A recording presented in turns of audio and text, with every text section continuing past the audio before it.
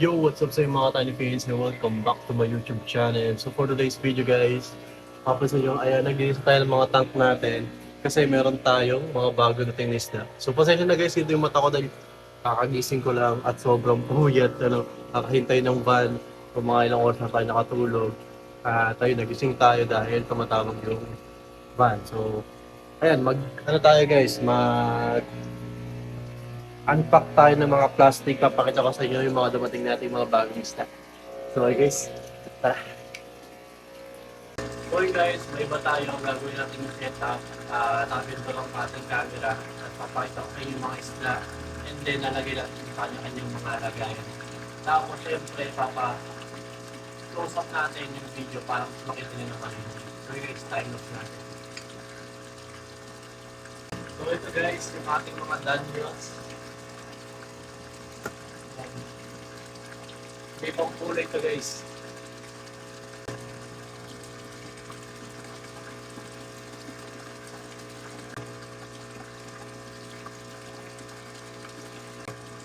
So yun guys, ito naman yung mga natin goldfish.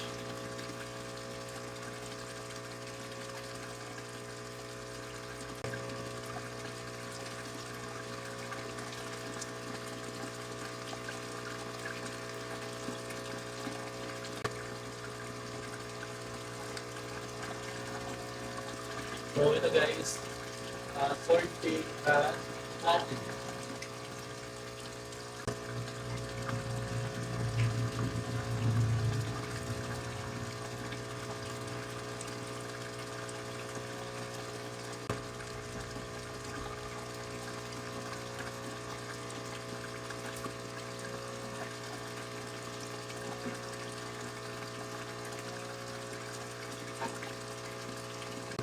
So ito naman guys ay balloon plato. Ay balloon balls ba? Marble.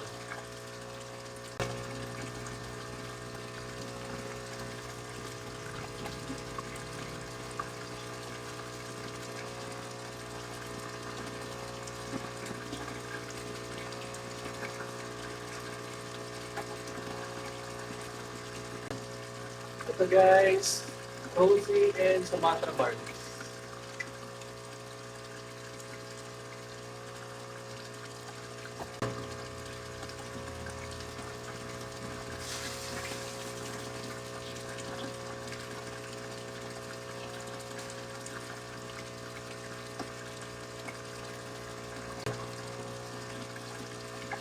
Ito naman guys ay Cyclids. Ito naman guys ay Black Squid Tetra. So yung last natin guys, yung mga natira ay mga mollies na to, assorted mollies.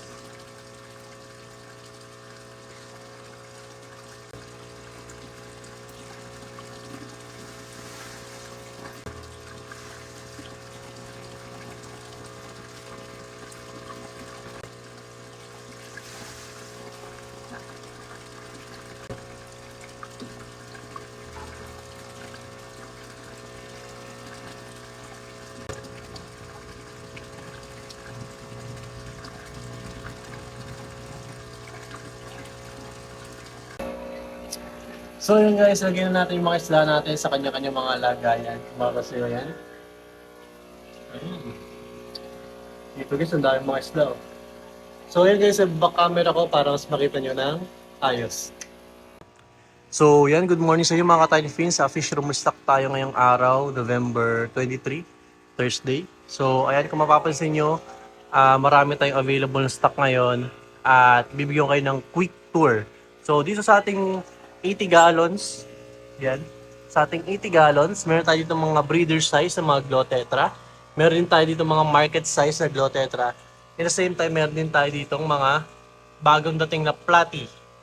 Yan, red wagtail na mga platies, mga market size. Sa baba naman, ganun pa rin mga Glotetra.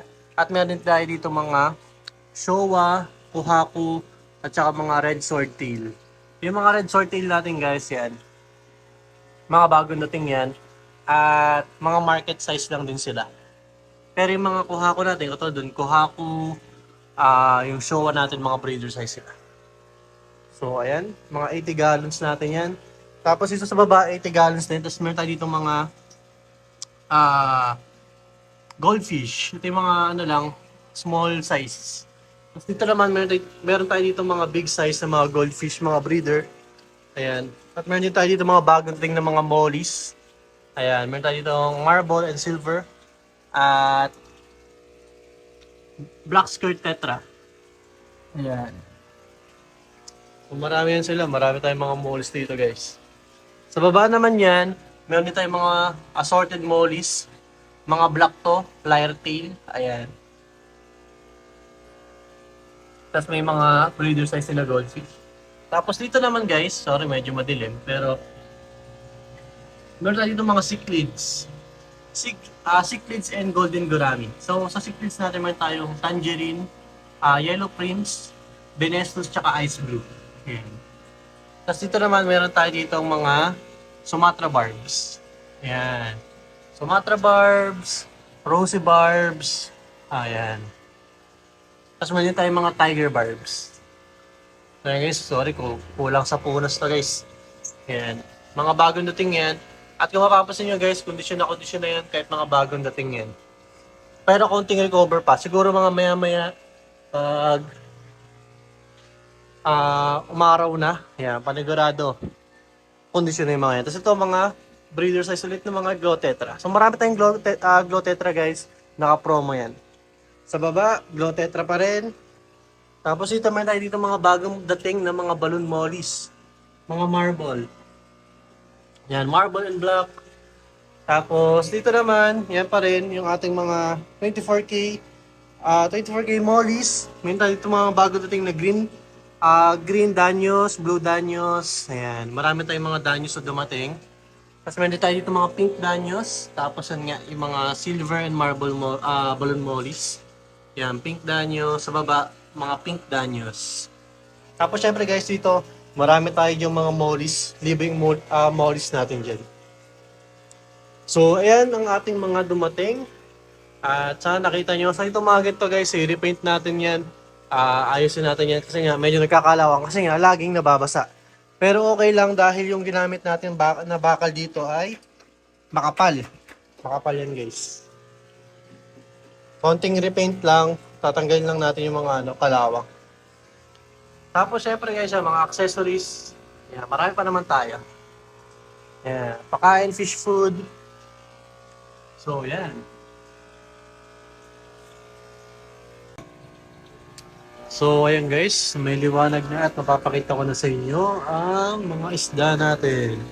So kagabi, medyo matamlay pa sila pero ngayon, ayan, nakaka-recover na sila. Maayos ang pagkakondisyon, magandang shipment, ayan. So pasensya na kayo guys sa ganito sa mga ano natin. Ayusin talaga natin yan.